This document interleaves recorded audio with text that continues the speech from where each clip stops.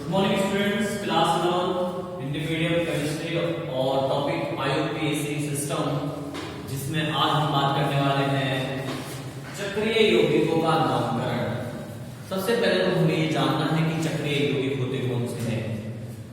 तो देखिए, जो कार्बनिक यौगिक होते हैं उनको मुख्यतः दो भागों में बांटा गया है। एक है अचक्रीय यौगिक और एक होता है चक्रीय यौगिक, यानी कि ओपन चेन और क्लोज चेन वाले यौगिक।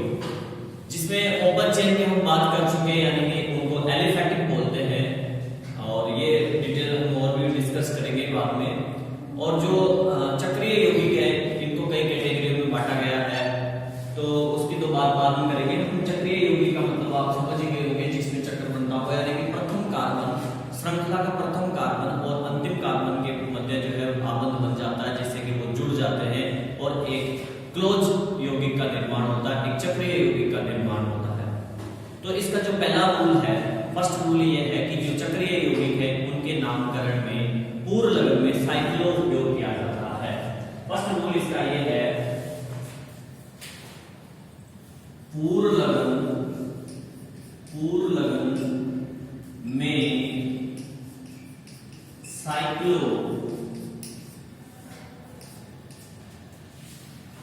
उपयोग किया जाता है। अर्थात जो भी पूर्व लगन, जो भी चक्रीय यौगिक होगा, उसमें हम जो है साइक्लो लगा के उसका नामकरण करेंगे। सबसे पहले उसमें साइक्लो पूर्व लगन के रूप में लिखा जाएगा। जैसे एक दो एग्जाम्पल मैं आपको बताता हूं। एग्जाम्पल है हमारे, अब ये एक चक्रीय यौगिक है, यहाँ पे कार्बन हिडन है, छुपा हुआ। ये जो कोने हैं ये कार्बन को रिप्रेजेंट करते हैं। यहाँ पे कार्बन परमाणु है, और ये जो लाइनें दिख रही है आपको, ये लाइन जो दिख रही है ये आबंध को प्रदर्शित करती है। इसका मतलब सिंगल बॉन्ड बना हुआ है, 3 कार्बन उपस्थित है इसमें। तो 1 2 3 कार्बन उपस्थित है, तो 3 कार्बन को हम बोलते हैं सिंगल बॉन्ड है, तो प्रोपेन, तो इसका नाम हो जाएगा साइक्लो प्रोपेन। आगे बात समझ में, इसका नाम हो जाएगा साइक्लोप्रोपेन। एंड इसी प्रकार से देखिए, ये है यहां पे 4 कार्बन है, तो इसका नाम हो जाएगा साइक्लो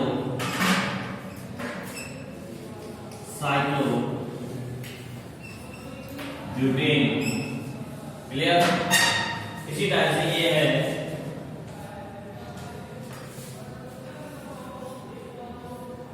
यहाँ पे 6 कार्बन है, काउंट कर लीजिए 1 2 3 4 5 6, 6 कार्बन है, तो इसका नाम हो जाएगा साइक्लो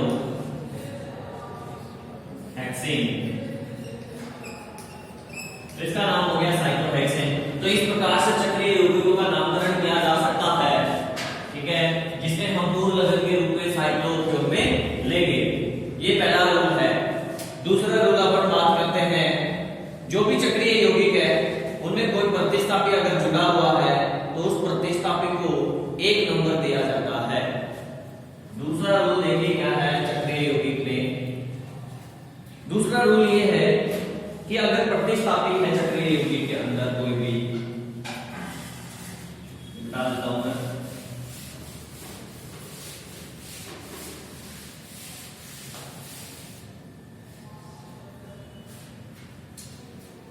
दूसरा रूल है, चक्रीय यौगिक में कोई प्रतिस्थापी है तो उसे 1 नंबर मिलेगा, और 1 से ज्यादा है, 1 से अधिक है, तो ए बी सी क्रम में नंबर, एबीसी क्रम में नंबर देंगे। सेम वैसे ही रूल है, लेकिन यहाँ पे चक्रीय यौगिक है और चक्रीय यौगिक में अगर कोई प्रतिस्थापी जुड़ा हुआ है, क्लोरो, फ्लोरो, ब्रोमो, आयोडो या फिर एथिल, मैथिल, तो इस टाइप में हम क्या करेंगे, ये जो प्रतिस्थापी होगा उसको 1 नंबर दिया जाएगा, और अगर एक से ज्यादा प्रतिस्थापी है तो 1 नंबर उसको दिया जाएगा जो एबीसी क्रम में पहले आता है। तो देखिए इसके एग्जांपल, जैसे ये है और यहां पे CH3 जुड़ा हुआ है, ठीक है। तो अब प्रतिस्थापी हो गया, प्रतिस्थापी आपका मैच हो गया, और इसको 1 नंबर दिया जाएगा। क्या दिया जाएगा इसको? 1 नंबर। तो 1 2 3, तो यहां पे इसका नाम हो जाएगा 1 मैथिल साइक्लो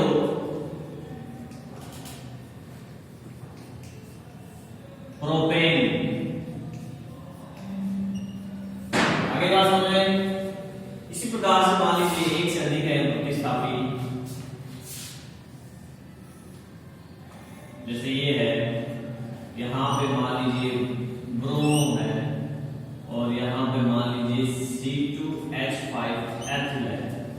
तो अब जो नंबर देंगे, अब यहां पे जो है ये एथिल है और ये ब्रोमो है, तो पहले कौन आता है? ब्रोमो आता है, तो इसको 1 नंबर दिया जाएगा। और फिर एक चीज और ध्यान रखें, फिर उस तरफ जाएंगे जिस तरफ ये दूसरा प्रतिस्थापी पास पड़ता है, तो 1 2 3, और इधर से 1 2 3, तो इसमें तो हम किसी भी तरफ जा सकते हैं, तो इसलिए 1 2 3 4। अब अल्फाबेट में पहले यही आएगा 1 ब्रोमो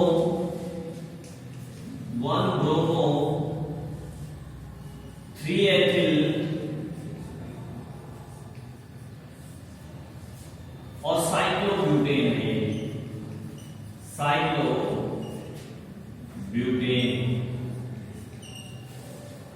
आगे बात समझ रहे हैं? अब देखिए इसमें हम एक और एग्जांपल लेते हैं।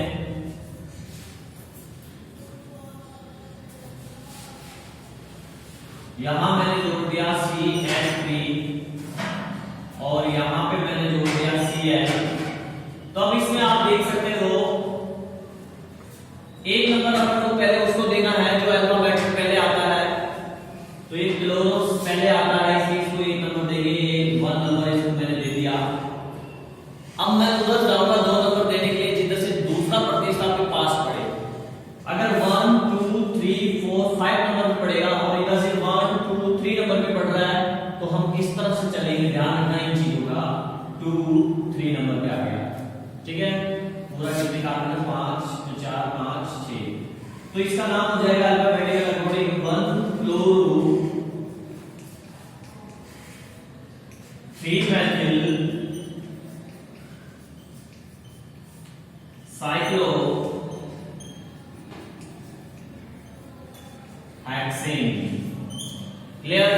तो इसका नाम हो गया 1 क्लोरो 3 मैथिल साइक्लो हेक्सेन। अगला नियम है, मान लीजिए प्रतिस्थापी भी है, यौगिक के अंदर प्रतिस्थापी भी है, प्रतिस्थापी भी प्रेजेंट है प्लस डबल बॉन्ड या ट्रिपल बॉन्ड है, तो हमेशा तो डबल बॉन्ड व ट्रिपल बॉन्ड को हमेशा 1 2 नंबर मिलेगा, नंबर देंगे, ठीक है। हमेशा देखिए अगर प्रतिस्थापी भी मौजूद है और डबल बॉन्ड और ट्रिपल बॉन्ड में से कोई सा बॉन्ड मौजूद है, तो डबल बॉन्ड और ट्रिपल बॉन्ड को हमेशा 1 और 2 नंबर मिलेगा। 2 सिरे होते हैं डबल बॉन्ड के, तो 1 और 2 नंबर मिलेगा। जैसे ये है 1 नंबर 2 नंबर, ये है ट्रिपल बॉन्ड 1 नंबर और 2 नंबर, ऐसे मिलेगा। और नंबर 1 2 ऐसे मिलना चाहिए कि जब हम प्रतिस्थापी की तरफ जाए तो वो पास भी बढ़ना चाहिए, ठीक है। कैसे? देखिए एग्जांपल, यहां पे अपन ने एग्जांपल लिया ये,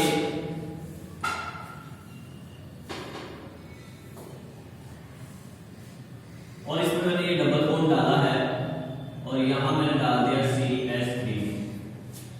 अब नियम कहता है कि डबल बॉन्ड को 1 और 2 नंबर मिलना चाहिए। तो देखिए मैं एक बार के लिए यहाँ पे एक नंबर देना चाहता हूं 1, और एक नियम अपन ने पढ़ा था कि हम उस तरफ जाएंगे जिस तरफ से प्रतिस्थापी पास पड़े। तो 1 2 इधर जाएंगे ना, 1 2। तो ऐसी कंडीशन में इस डी आबंध को 1 और 2 नंबर नहीं मिला ना, 2 तो इधर मैथिल के पास चला गया, प्रतिस्थापी के पास चला गया। तो फिर सर ऐसे कर दीजिए इसको 1 2, सही बात है, 1 2। डबल बॉन्ड को 1 और 2 नंबर मिल गया, डबल बॉन्ड को 1 और 2 नंबर मिल गया है, परंतु 1 2 3 4 5 प्रतिस्थापी बहुत दूर गया, उसको भी पास रखना है। नियम यही है कि प्रतिस्थापी भी पास पड़े और डी और त्रिबंध को नंबर भी 1 और 2 मिल जाए। आई बात समझे? तो देखिए, तो फिर क्या करना है हमें, तो ऐसी कंडीशन में ये नंबर हम दे सकते हैं जिसमें डबल बॉन्ड और ट्रिपल बॉन्ड को 1 2 नंबर मिल जाए और प्रतिस्थापी पास आ जाए। तो यहां पे मैं एक नंबर यहां दूं, तो 2 यहां दूंगा और 3 यहां दे दूंगा। तो आप देखिए डबल बॉन्ड को 1 2 नंबर भी मिल गया और ये भी पास में रह गया है। 4 और 5 कार्बन है इसमें। ये है 3 नंबर पे मैथिल साइक्लो, 5 कार्बन है, डबल बॉन्ड है, 3 लगेगा, क्या हो जाएगा, पेंटीन। आगे बात सुनते हैं, 3 मैथिल साइक्लो पेंटीन। इसी प्रकार से मैं एक और एग्जांपल लेता हूं।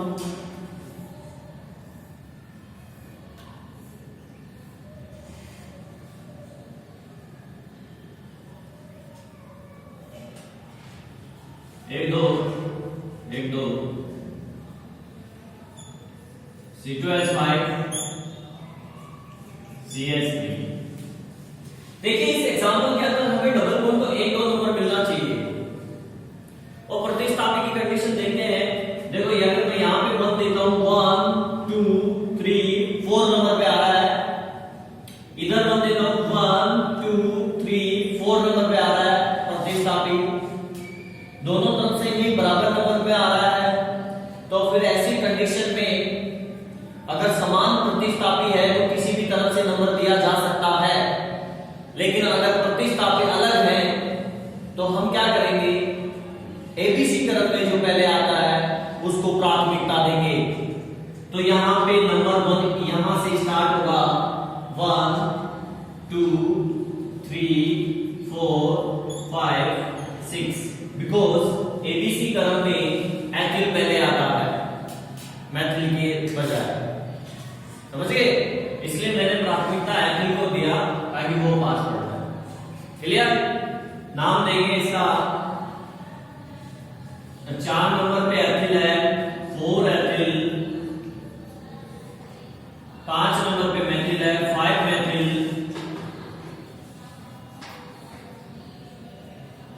फिर आ जाएगा आपका साइक्लो, 6 कार्बन है, डबल बॉन्ड है, हेक्सीन। क्लियर? और इसी प्रकार से अगर ट्रिपल आबंध हो तो उसका भी नामकरण कर सकते हैं। इन्हीं नियमों के आधार। आगे बात समझें, तो ये था प्रतिस्थापी और डी और त्रिबंध अगर यौगिक में हो, चक्रीय यौगिक के अंदर, तो उनका नामकरण। देखिए अगला नियम हमारा है चक्रीय यौगिक में। मान लीजिए चक्रीय यौगिक है और उसके जो एल्केन श्रृंखला जुड़ी हुई है, एल्केन श्रृंखला जो जुड़ी हुई है वो कार्बन ज्यादा है चक्रीय यौगिक से। चक्रीय यौगिक में कार्बन परमाणुओं की जो संख्या है उससे ज्यादा एल्केन श्रृंखला जो उससे जुड़ी हुई है उसमें कार्बन परमाणु है। तो ऐसी स्थिति में हमें क्या करना है, ऐसी स्थिति में हम जो जुड़ी हुई लंबी चेन है एल्केन की, उस पे चेन बनाएंगे, उस पे नंबर देंगे और जो चक्रीय यौगिक है उसको हम प्रतिस्थापी के रूप में मानेंगे। जैसे एग्जाम्पल में आपको कि ये है हमारा एग्जांपल फर्स्ट इस रूल का CH2 CH2 CH3 CH3। तो यहाँ पे चक्रीय यौगिक जो दिख रहा है आपको, चक्कर जो दिख रहा है उसमें कितने कार्बन है? 1 2 3 कार्बन है, जबकि इससे जुड़ी हुई श्रृंखला के अंदर कार्बन की संख्या 1 2 3 4 5 है। तो अर्थात चक्रीय यौगिक से ज्यादा कार्बन उससे जुड़ी हुई श्रृंखला के अंदर है। तो ऐसी कंडीशन में इसको हम प्रतिस्थापी मानेंगे और इस पे हम चेन बनाएंगे। तो इसमें चेन ये बन जाएगी। अब आपको नजर आ गया होगा, एक तो ये प्रतिस्थापी है, इसमें मैथिल, और एक ये जो चक्रीय है जुड़ा हुआ चक्र, ये भी प्रतिस्थापी है। और इसको प्रतिस्थापी माना है, प्रतिस्थापी इसको माना है, तो इसका नाम हम देंगे साइक्लो एल्किल से, एल्किल साइक्लो एल्किल से नाम देंगे इसका, क्योंकि प्रतिस्थापी मान कर रहे हैं। तो अब नंबर करेंगे, इसमें नंबरिंग करेंगे तो देखो ये 1 नंबर पे ये प्रतिस्थापी, तो नंबर इधर देगा 1, क्योंकि ये प्रतिस्थापी 1 नंबर पे पढ़ रहा है, तो इसको 1 नंबर मिलेगा 1 2 3 4। ठीक है, अब इसका नाम लिखेंगे, ये आपका 1 नंबर पे साइक्लो, तो एक 1 साइक्लो एल्किल से नाम देंगे, तो ये क्या हो जाएगा 1 2 3 प्रोपिल, साइक्लोप्रोपिल। फिर आ जाएगा ये 3 मैथिल, 1 2 3 4 ब्यूटेन, ये इसका नाम हो गया 1 साइक्लोप्रोपिल 3 मैथिल ब्यूटेन। आगे बात समझ में, इसी प्रकार से एक और एग्जांपल देख लीजिए।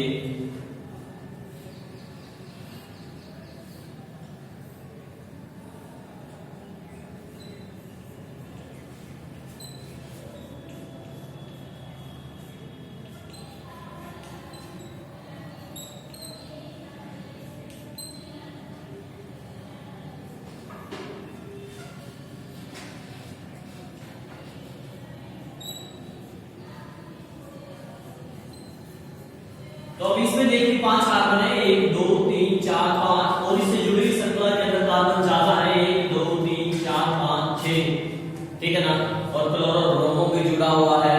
इसलिए ऐसी स्थिति में इसको हम मानेंगे प्रतिस्थापी और इसका नाम साइक्लो एल्किल से देंगे, और इसमें बनेगी चेन, लॉन्गेस्ट चेन ये बन जाएगी। इसमें नंबरिंग करेंगे, 1 नंबर पे एक साइक्लो पड़ गया है, तो 1 2 3 4 5 6। सबसे पहले अल्फाबेट यूज करेंगे, A B C C और B, और ये C है, A C और ये तो देखिए पहले आ जाएगा, पहले आप चाहे इसको भी लिख सकते हैं, इसको दिक्कत नहीं है, आप साइक्लो को शुरू में डाल दो, इनको एक साथ एल को अल्फाबेट लगा दो। तो बताओ कैसे करना है, इसको पहले लिखते हैं, तो 1 साइक्लो 1 साइक्लो या अल्फाबेट रख लो, आप हमेशा कभी कंफ्यूज नहीं होंगे। तो अल्फाबेट में आप अल्फाबेट में रखें हमेशा, क्योंकि इसमें तो हमेशा सी आएगा, साइक्लो से स्टार्ट होता है, ये साइक्लोपेंटिल है। तो अब यहां पे देखिए 5 नंबर पे ब्रोमो,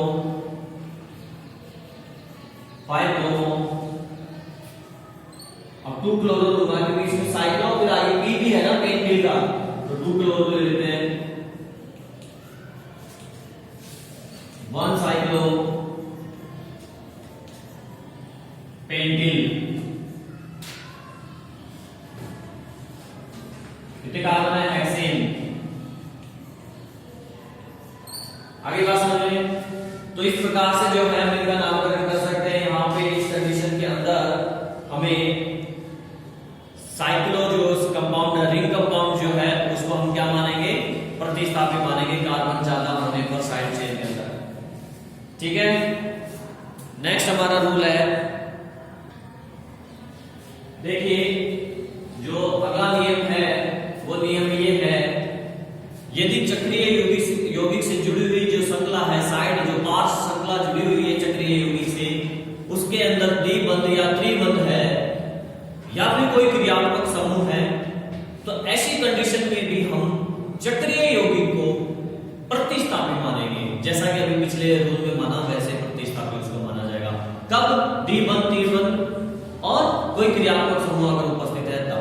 ठीक है, पहला नियम ऑफ ईजीओ इससे पहले अपन ने पढ़ा हुआ, आपको पता है कि ज्यादा कार्बन हो तब भी मानेंगे, और अगर द्विबंध त्रिबंध और या क्रियात्मक समूह उपस्थित है तब भी उसको प्रतिस्थापी माना जाएगा। तो यहाँ पे मैं क्रियात्मक समूह डालता हूं, ये चक्रीय यौगिक है, इससे जुड़ी हुई श्रृंखला ये है CH2OH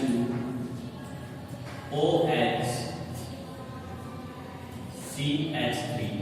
अब यहाँ पे एक चीज देखिए आप, 1 2 3 कार्बन है इसमें और यहाँ पे 4 कार्बन है, परंतु क्रियात्मक समूह है, यहाँ पे क्रियात्मक समूह एल्कोहल है, इस वजह से हम इसको प्रतिस्थापी ही मानेंगे।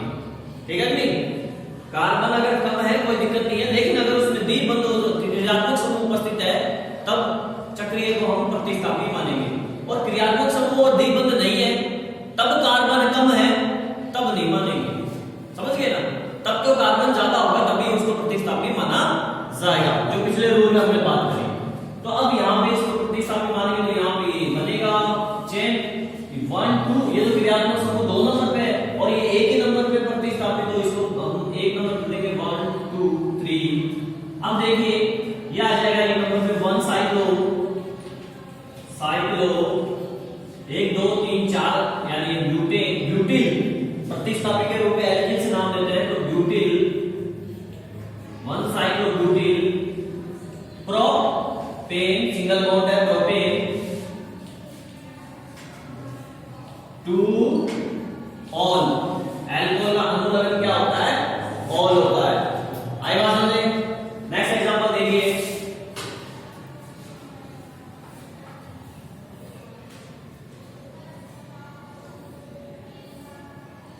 इसमें हम डाल देते हैं द्विबंध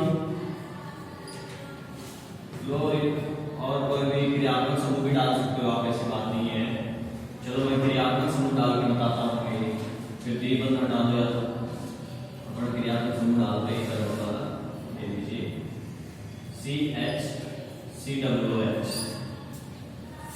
अब इसका नियम आपने पढ़ाई था कि इस कार्बन को क्या नंबर दिया जाता है, 1, पता है नहीं, 2 3 4। अब साइक्लो 4 पे आ गया, साइक्लो पहले आ जाएगा क्लोरो, 2 क्लोरो,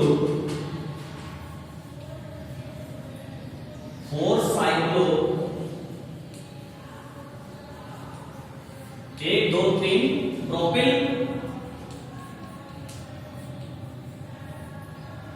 कितने कार्बन है, 4। एक नंबर पे आता है तो ब्यूटेनोइक, ओइक अनुलग्न है ना इसका, ओइक अम्ल, तो क्या हो जाएगा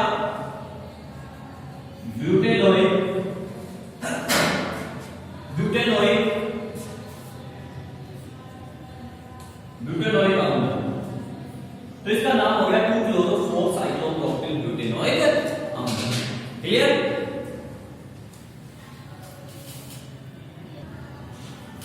अगला नियम है, यदि 2 चक्रीय यौगिक हैं, 2 चक्रीय यौगिक हैं और दोनों चक्रीय यौगिक कार्बन श्रृंखला से जुड़े हुए हैं, तो ऐसी स्थिति में भी हम चक्रीय यौगिकों को प्रतिस्थापी मानेंगे और उनका नाम साइक्लोएल्केन से देंगे।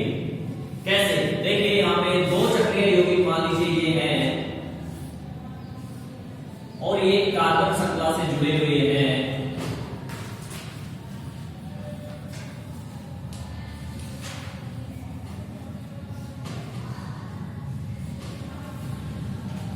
ये लीजिए एक चक्रीय यौगिक ये है और एक चक्रीय यौगिक ये है और दोनों ही कार्बन श्रृंखला से जुड़े हुए हैं, तब इन दोनों को प्रतिस्थापी मानेंगे।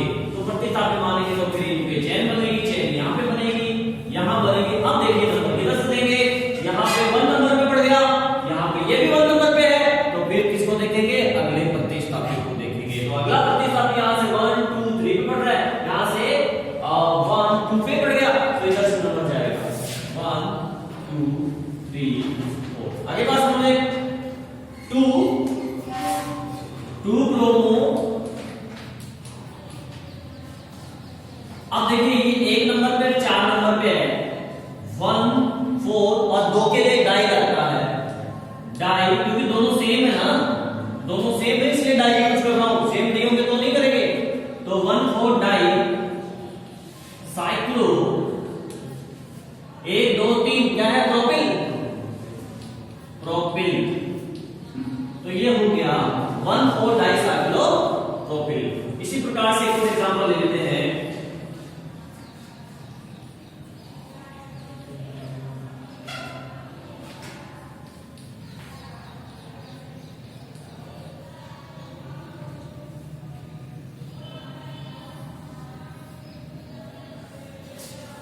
अब यहाँ पे भी दो चक्रीय यौगिक हैं जो कार्बन चेन से जुड़े हुए हैं, इसलिए चक्रीय यौगिक को हम यहाँ पे प्रतिस्थापी मानेंगे, तो इस पे चेन बनाएंगे हम। अब ये साइक्लोब्यूटिल है और ये साइक्लोपेंटिल है, तो ब्यूटिल पहले आएगा। देखो ये भी सी से स्टार्ट हो रहा है, ये भी सी से स्टार्ट हो रहा है, साइक्लो साइक्लो, लेकिन ये पेंटिल है और ये ब्यूटिल है, बी। आई बात समझ रहे? ऐसी कंडीशन में हम प्राथमिकता किसको देंगे? एबीसी क्रम में जो आएगा उसको देंगे प्राथमिकता। किसको देंगे? जो एबीसी क्रम में पहले आता है। तो ये साइक्लो हटाने के बाद में क्या बचा? ब्यूटिल बचा, और इसमें साइक्लो हटाने के बाद में क्या बचा? पेंटिल बचा। तो बी पहले आएगा, पी पहले आएगा, पी पहले आएगा, तो वो बी पहले आएगा, तो हम किसको देंगे? इसको एक नंबर देंगे। तो ये हो जाएगा 1 2 3 4। आई बात समझ ले? इसको तो तब देखते हैं, इस चीज को तो तब देखा जाता है जब ये और ये दोनों सेम हो, जैसे कि ऊपर वाले केस में था। ठीक है, अब देखिए यहां पे आ जाएगा आपका ये साइक्लोब्यूटिल है और ये साइक्लोपेंटिल है, और ये 3 नंबर पे आपका मेथिल है, ये तो एम पे स्टार्ट होता है। ठीक है ना, तो ये बाद में आएगा, और सबसे पहले आ जाएगा साइक्लोब्यूटिल। क्या आ जाएगा आपका सबसे पहले? साइक्लोब्यूटिल। तो ये देखिए 1 नंबर पे है 1 साइक्लो ब्यूटिल, फिर ये आ जाएगा 4 साइक्लो पेंटिल, फिर आएगा आपका ये 3 नंबर पे 3 मेथिल, 1 2 3 4 ब्यूटेन। आगे बात समझ रहे हैं? कोई दिक्कत इसमें? कोई प्रॉब्लम नहीं? चले आगे, चलो ठीक है। तो अगला रूल यहां पे देखिए, एक चीज मिस कर दी अपन ने, ये वर्ड रूल अपन ने लिखा नहीं है, ये 4 नंबर है, तो वर्ड रूल यहाँ पे 4 ब्यूटेन आएगा, यहाँ पे लास्ट में लिखना भूल गए ब्यूटेन। आगे बात समझे? ठीक है, चलो आगे बढ़ते हैं। नेक्स्ट जो रूल है वो साइक्लोकीटोन कीटोन से रिलेटेड है। साइक्लोकीटोन, अगर मान लीजिए साइक्लोकीटोन के अंदर aldehyde CHO and COOH carboxylic acid और एल्डिहाइड साइक्लोकीटोन के अंदर जुड़े हुए हैं, तो ऐसी स्थिति में इस साइक्लोकीटोन को मुख्य क्रियात्मक समूह मानते हैं। मुख्य क्रियात्मक समूह, और तो इनको क्या मानेंगे? तो इनको हम प्रतिस्थापी मानेंगे। प्रतिस्थापी यानी इनका प्रतिस्थापी यानी अनुलग्न काम में लेंगे, और इसको मुख्य क्रियात्मक, इनका पूर्वलग्न काम में लेंगे, और इसका मुख्य क्रियात्मक समूह माना जाए तो इसका अनुलग्न काम में लेंगे। अब सवाल ये है कि साइक्लोकीटोन क्या होता है? तो मैंने कीटोनिक ग्रुप आपको बताया था, ये कीटोनिक ग्रुप होता है CO। ठीक है, दोनों कार्बन की चेन को, तो इसको कीटोनिक ग्रुप बोलते हैं। आई बात समझ में? अब ऐसा साइक्लोकीटोन, साइक्लो मतलब वलय हो, वलय के अंदर क्या हो? CO ग्रुप हो। जैसे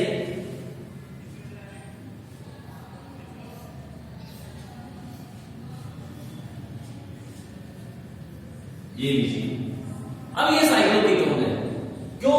ये कार्बन की चेन है, इधर दोनों तरफ, इधर भी कार्बन है, इधर भी कार्बन है, और ये C है, यहाँ पे C के डबल बॉन्ड और जुड़ा हुआ है ऑक्सीजन परमाणु, तो ये साइक्लोकीटोन हो गया। अब इस साइक्लोकीटोन में से ये कोई भी दोनों भी हो सकते हैं या एक भी हो सकता है, ये जुड़ा हुआ, जैसे मान लो मैं जोड़ देता हूं CH4। देन ऐसी कंडीशन के अंदर हम इसको मुख्य क्रियात्मक समूह मानेंगे, इसको प्रतिस्थापी, और इसको जब प्रतिस्थापी माना तो इसका पूर्वलग्न काम में लेंगे, इसका अनुलग्न काम में लेंगे। तो नंबर लेंगे, पहले तो नंबर कहां से दे देंगे? नंबर उसी को देंगे जो मुख्य क्रियात्मक समूह है, फिर बड़ा वही है, फिर तो मुख्य क्रियात्मक समूह कीटोन में इसको 1 नंबर मिलेगा, तो अब 2 नंबर उधर जाएगा, जिधर से 5 पड़ेगा, यानी ये 2 नंबर पे है। आई बात समझ में? ये 3 4 5 टोटल 5 कार्बन है, तो इसको इसको तो मुख्य क्रियात्मक समूह माना, ये प्रतिस्थापी है, तो इसका पूर्ण लगन लिखो, इसका पूर्ण लगन। 2 नंबर पे CHO, एल्डिहाइड का पूर्ण लगन क्या है टेबल के अनुसार? एल्डो। क्या है? एल्डो। तो इसका नाम हो जाएगा 2-एल्डो,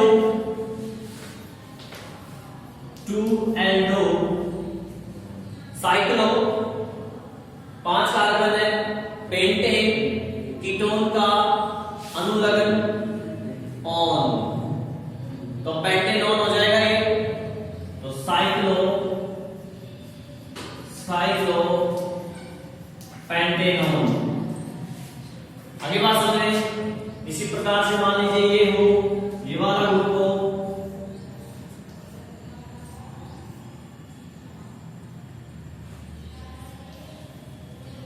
ठीक है, साइक्लोकीटोन हो गया, और यहाँ पे COOH क्रियात्मक समूह, कार्बोक्सिलिक समूह है ये। अब इसका जो पूर्ण लगन है, इसको प्रतिस्थापित मानेंगे, इसका पूर्ण लगन क्या होता है? कार्बोक्सी। हाँ, तो इसको 1 नंबर देंगे। 1 2 3 नंबर क्या आ गया? तो ये हो गया 3 कार्बोक्सी साइक्लो। 4 5 6 कार्बन है, तो साइक्लो ऑन लगेगा हेक्सेन में, तो हेक्सेनॉन, हेक्सेनॉन हो गया। आगे बात समझे। तो इस प्रकार से हम जो है चक्रीय यौगिकों का इन नियमों को ध्यान में रखते हुए नामकरण कर सकते हैं। अब मैं आपको ऐसे चक्रीय यौगिकों का नामकरण बताने जा रहा हूं जो कि एरोमेटिक कंपाउंड होते हैं। एरोमेटिक का मतलब है जिनमें कम से कम एक बेंजीन रिंग उपस्थित हो।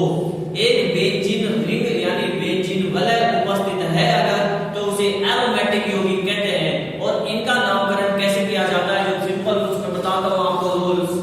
बेंजीन अगर प्रेजेंट है तो ऐसे चक्रीय यौगिकों का नामकरण देखिए।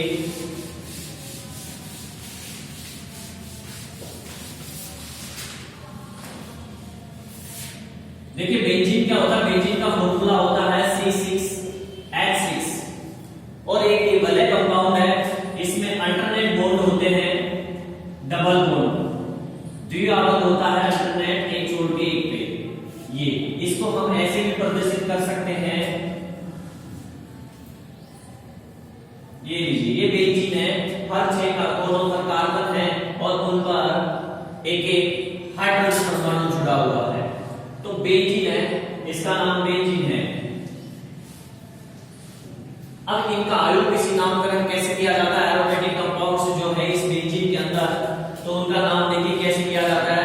तो सबसे पहले अगर प्रतिस्थापी की बात करूं, तो कोई बेंजीन रिंग में प्रतिस्थापी लिखा हुआ है, तो उसका नामकरण हम कैसे करेंगे? जैसे ये बेंजीन है,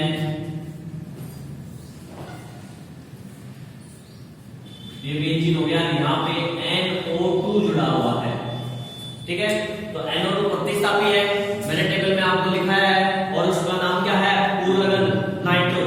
क्या नाम है? पूर्ण लगन नाइट्रो। इसका नाम हो जाएगा नाइट्रो बेंजीन। क्लियर? इसी प्रकार से अगर ये हो,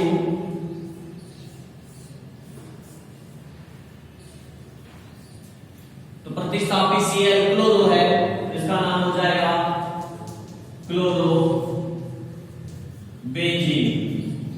आगे बात समझ में। और देखिए एक एग्जांपल और देखते हैं।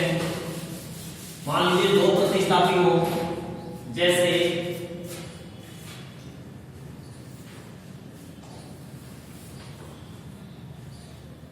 यहां पे Cl और यहां पे Br है, तो ऐसी स्थिति में हम नंबर देंगे। अल्फाबेट में पहले आता है 1 2, क्लियर? तो फिर आ जाएगा यहाँ पे 1 ब्रोमो, 2 क्लोरो बेंजीन। आगे बात समझे। अगर ये हो OCH3,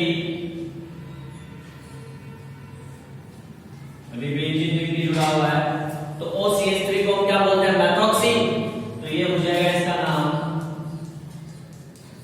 मेथॉक्सी बेंजीन। आगे बात समझे।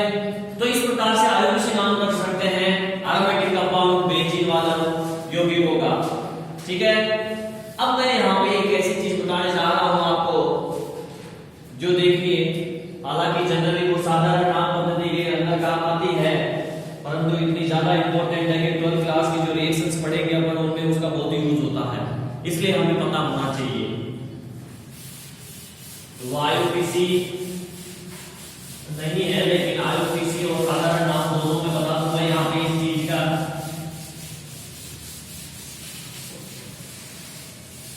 यहाँ मैं 3 यौगिक लिखने जा रहा हूं बेंजीन के, फिर समझाऊंगा कि मैं क्या बताना चाहता हूं।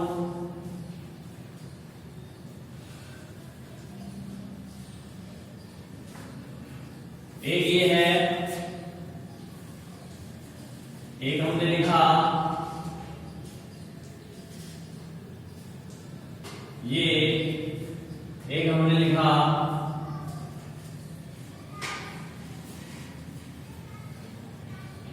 ये। अब इसमें नंबरिंग करते हैं अपन। किसी बोरोन है, बोरोन है, दोनों ही बोरोन है, किसी को भी एक नंबर दे दो आप। मैंने इसको दिया 1 2, क्लियर। इसको दूंगा 1 2 3, क्लियर। इसको दूंगा 1 2 3 4, क्लियर। तो अगर इसका आईयूपीसी नाम लिखता हूं मैं, पहले आईयूपीसी नाम बता रहा हूं पहले, जैसा कि फिर रूल्स में पढ़ा था पढ़ने थोड़ी देर पहले, जस्ट इससे पहले, वैसे ही आईयूपीसी नाम देंगे। तो ये हो जाएगा 1 2 डाई ब्रोमो बेंजीन। कोई दिक्कत? इसका क्या हो जाएगा 1 3 डाई ब्रोमो बेंजीन, और इसका हो जाएगा 1 4 डाई ब्रोमो बेंजीन। कोई दिक्कत? कोई दिक्कत नहीं है। अब जो चीज बता रहा हूं वो देखिए, इसमें क्या कंडीशन है, इसमें कंडीशन है 1 2, ठीक है। इसमें क्या कंडीशन है 1 3, और इसमें क्या कंडीशन है 1 4। तो साधारण नाम पद्धति के अंदर जो 1 2 कंडीशन होती है बेंजीन के अंदर, 1 और 2 नंबर पे अगर कोई चीज जुड़ी हुई रहती है तो उसको बोलते हैं ऑर्थो, और 1 3 पे जो जुड़ी हुई रहती है उसको बोलते हैं मेटा, और 1 4 पे जो जुड़ी रहती है उसको बोलते हैं पैरा। शॉर्ट में इसको हम लिख सकते हैं O, इसको लिख सकते हैं M, इसको लिख सकते हैं P। तो इनका नामकरण भी फिर आईयूपीसी में ऐसे ही किया जाता है। हम इसका नाम देंगे तो ऐसे लिख सकते हैं ऑर्थो, ऑर्थो डाइब्रोमो बेंजीन। आगे बात समझें, ऑर्थो डाइब्रोमो बेंजीन, क्लियर। अगर ये दोनों अलग अलग हो, अगर ये दोनों अलग अलग हो तो अपन उसी हिसाब से लिख देंगे। ये हो जाएगा मेटा, शॉर्ट में लिख लो एम डाइब्रोमो बेंजीन। आगे बात समझें, ये हो जाएगा पैरा डाइब्रोमो बेंजीन। तो आपको क्या ध्यान रखना है, आपको ये ध्यान रखना है कि ये कौन सी कंडीशन को ऑर्थो बोलते हैं, कौन सी को मेटा बोलते हैं, कौन सी को पैरा बोला जाता है। क्लियर? समझ गए? तो इसी के साथ